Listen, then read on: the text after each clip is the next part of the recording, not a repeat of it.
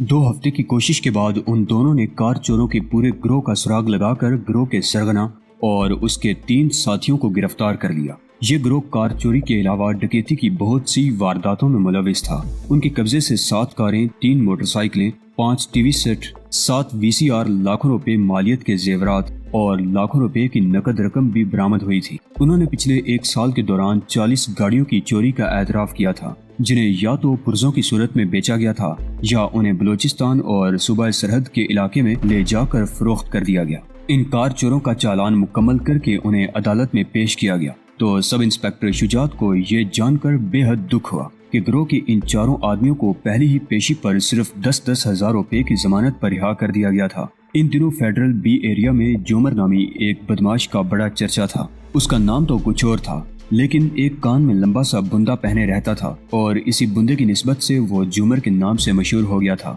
उसकी उम्र 32 के लगभग रही होगी। लंबे कद का दुबला पतला सा आदमी था। वो हर वक्त कमांडो जैकेट पहने रहता। ऑटोमेटिक राइफल उसके हाथ में होती। कमर और गले में क्रॉस की सूरत में लगे हुए बेल्ट गोलियों से भरे रहते। उसका ग्रोह सिर्फ 4 आदमियों पर मुश्तमिल था।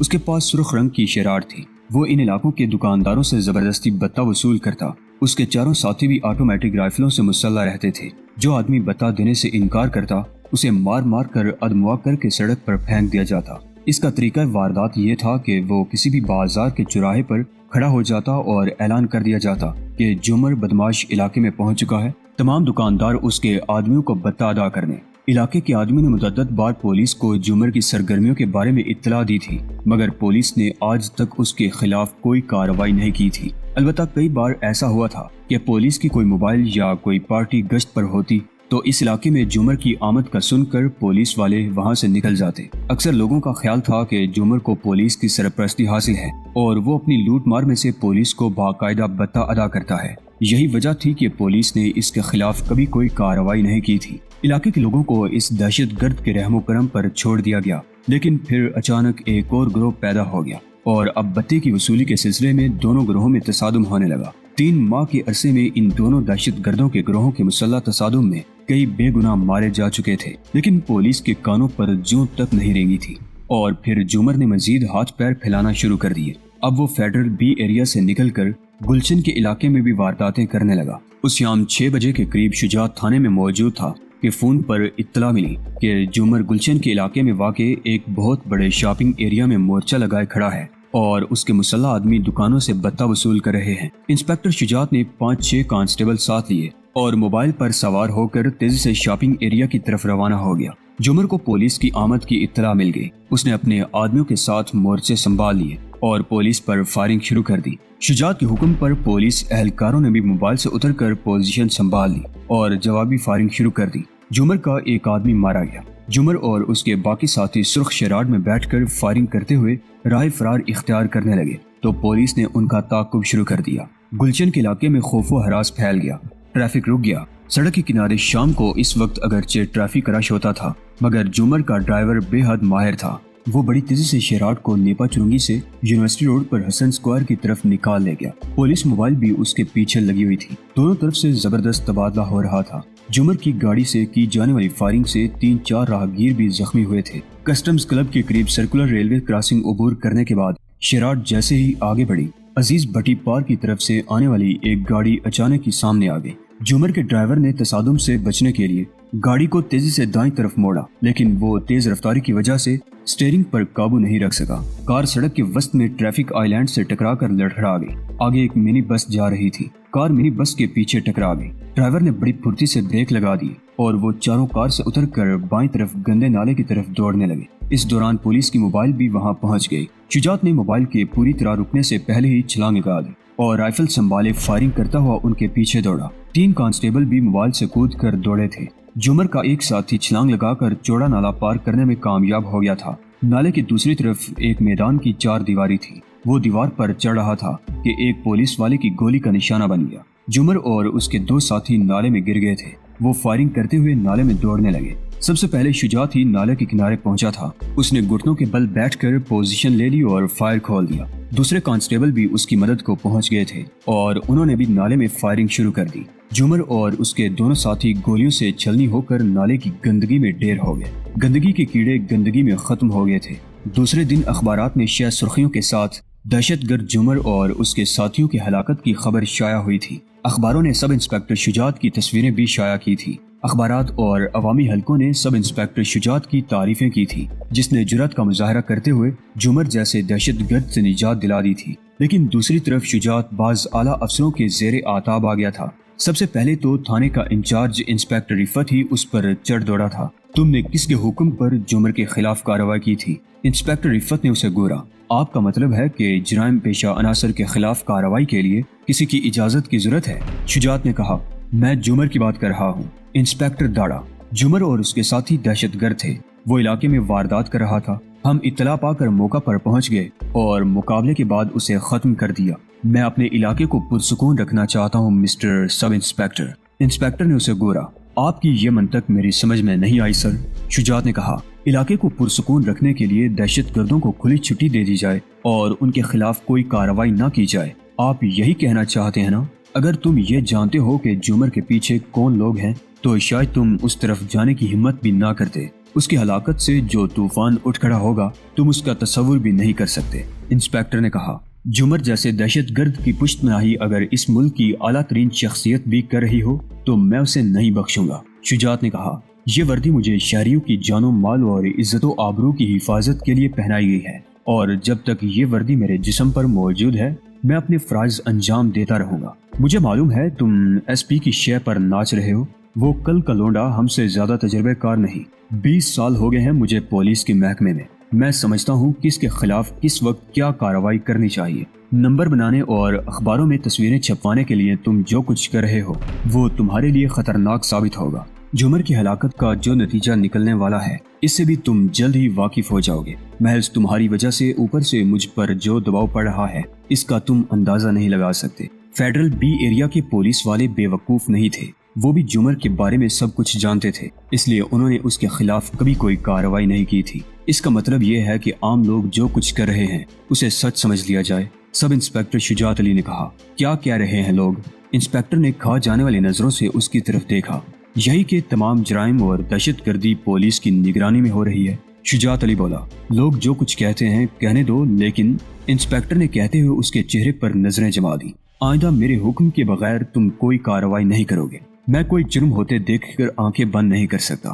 شجاعت علی نے جواب دیا، میں تمہارے خلاف اوپر رپورٹ لکھ کر بھیج دوں گا اور پھر تمہارا ایس پی بھی تمہاری کوئی مدد نہیں کر سکے گا۔ انسپکٹر رفت نے گورا، مجھے معلوم ہے یہاں ایک دو نہیں کئی پولیس افسران ایسے ہیں جو میرے خلاف کارروائی کے لیے ہر وقت کسی موقع کی طاق میں ہیں، لیکن یہ بات آپ کے علم میں ہونی چاہیے کہ اس محکمے میں میرے بھی کچھ حمایتی ہیں جو دہشت گردوں اور جرائم پیشہ عناصر کا کلا کما کر کے اس شہر کو امن کا گہوارہ بنانا چاہتے ہیں، تاریکی میں ڈوبتے ہوئے اس شہر کو بچانا چاہتے ہیں۔ شجاعت علی نے جواب دیا، مجھے جب تک ان مخلص اور ذمہ دار افسران کی حمایت حاصل ہے میں جرائم پیشہ عناصر کے خلاف کارروائی جاری رکھوں گا۔ آپ کے پاس مجھ سے زیادہ اختیارات ہیں۔ آپ اس تھانے کے انچارج اور میرے افسر ہیں۔ اگر آپ چاہیں تو تحریری طور پر مجھے اپنے فرائض کی انجام دہی سے روک دیں۔ شجاعت انسپکٹر کے کمرے سے نکل کر اپنے کمرے میں آ گیا۔ وہ دیر تک انسپکٹر رفت کی باتوں پر غور کرتا رہا۔ وہ اچھی طرح جانتا تھا کہ پولیس کے محکمے میں کالی بیڑوں کی کمی نہیں تھی۔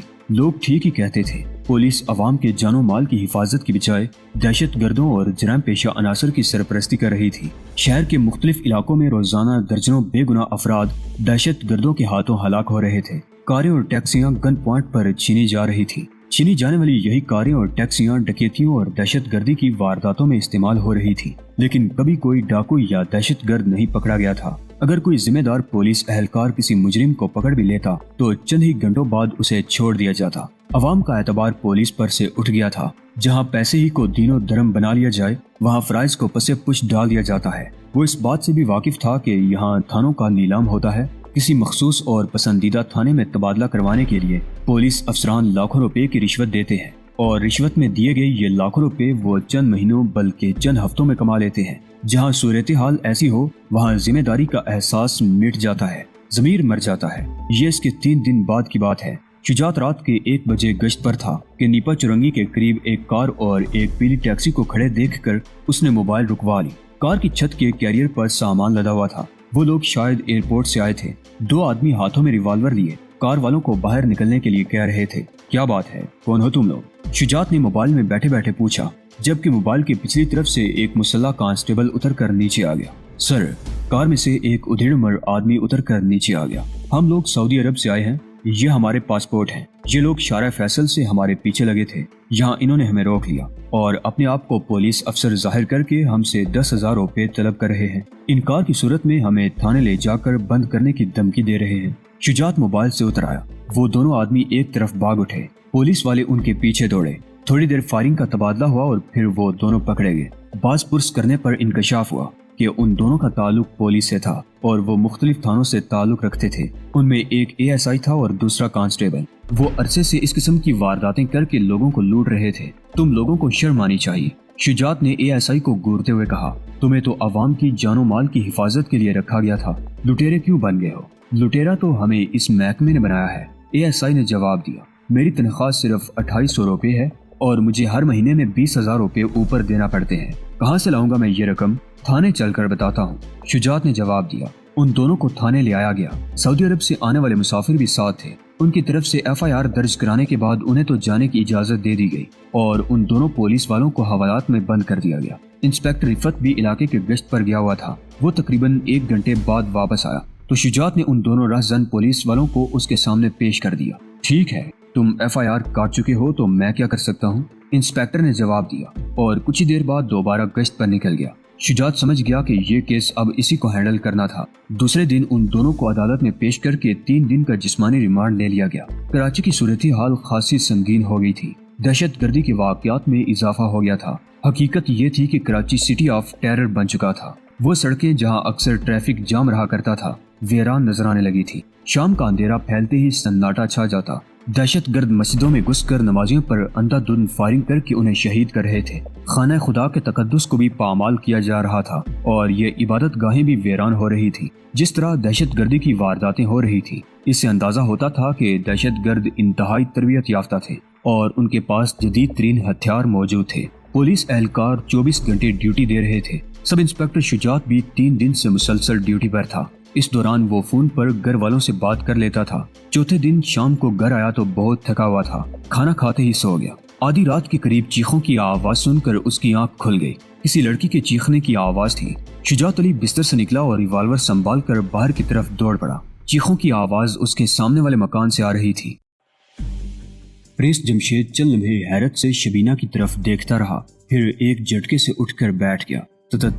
تم یہاں کیسے آئی ہو؟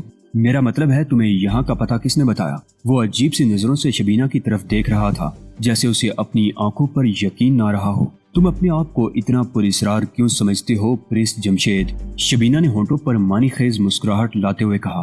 نوری خالد کو تمہارے ایک ایک ٹھکانے کا علم ہے۔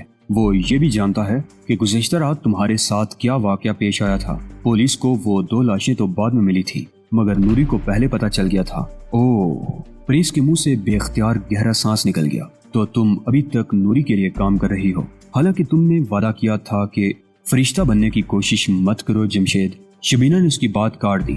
تم بھی یہی دھندا کر رہے ہو اور اچھی طرح جانتے ہو کہ جس کو ایک مرتبہ یہ چسکا لگ جائے وہ اپنے آپ کو اس سے الگ نہیں رکھ سکتا۔ اس میں شبہ نہیں کہ اس دھندے میں قدم قدم پر خطرات موجود ہیں، لیکن اس میں دولت کتنی ہے اس کا بھی تو تمہیں اندازہ ہے۔ اور ویسے بھی آج کل کون سا کام ایسا ہے جس میں خطرات نہیں ہیں؟ ایسی صورت میں تو وہی کام کرنا چاہیے نا جس میں فائدہ زیادہ ہو۔ میں اس بحث میں نہیں پڑنا چاہتا، جمشید نے اس کے خاموش ہونے پر کہا۔ یہ بتاؤ کہ تم یہاں کیوں آئی ہو اور نوری خالد کو رات والے واقعے کا علم کیسے ہوا؟ اس میں شک نہیں کہ تم بہت چالاک اور دور اندیش آدمی ہو۔ شبینہ نے مسکراتے ہوئے جواب دیا۔ چالاکی اور دور اندیشی اس کاروبار کا تقاضا ہے۔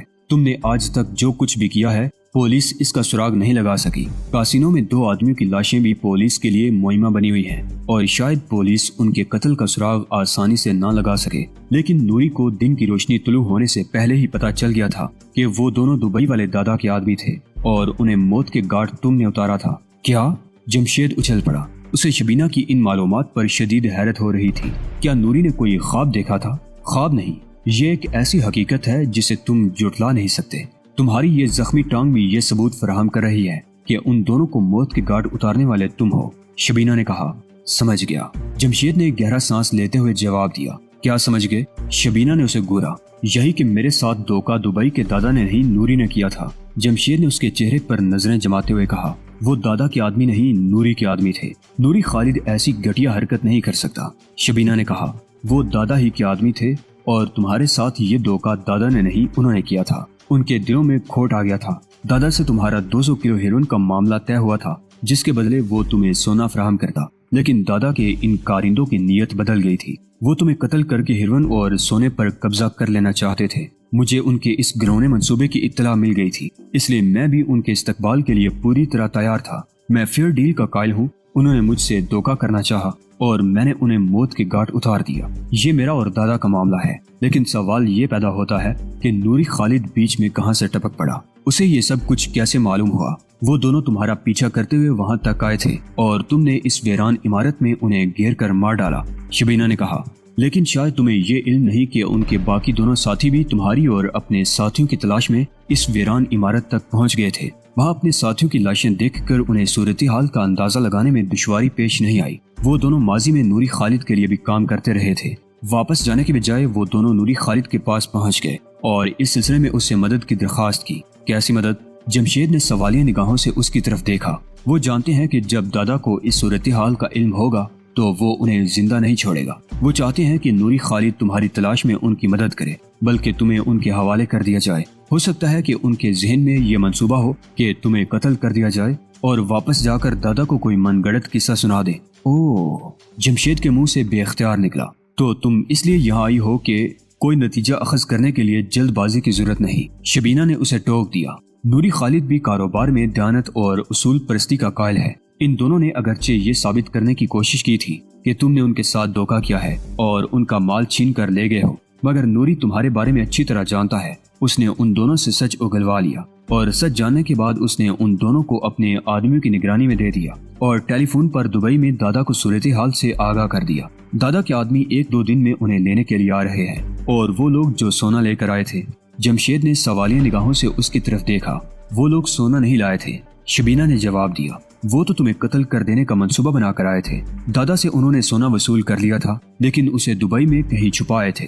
ان کی نیت تو کچھ اور تھی۔ ساحل سے کچھ دور لنگر انداز وہ کشتی بھی ساحلی پولیس کو مل گئی ہے اور تمہارے ساتھی کی لاش بھی۔ تم یہاں کس لیے آئی ہو؟ جمشید نے اسے گورا، نوری کا پیغام لے کر۔ شبینہ نے مسکراتے ہوئے کہا، وہ تم سے ملنا چاہتا ہے۔ کیوں؟ جمشید نے پوچھا۔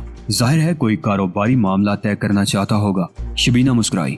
یہ پیشکش وہ مجھے بہت پہلے بھی کر چکا ہے اور میں نے اس وقت بھی انکار کر دیا تھا۔ تم جانتی ہو اور وہ بھی اچھی طرح جانتا ہے کہ میں اکیلا کام کرنے کا عادی ہوں۔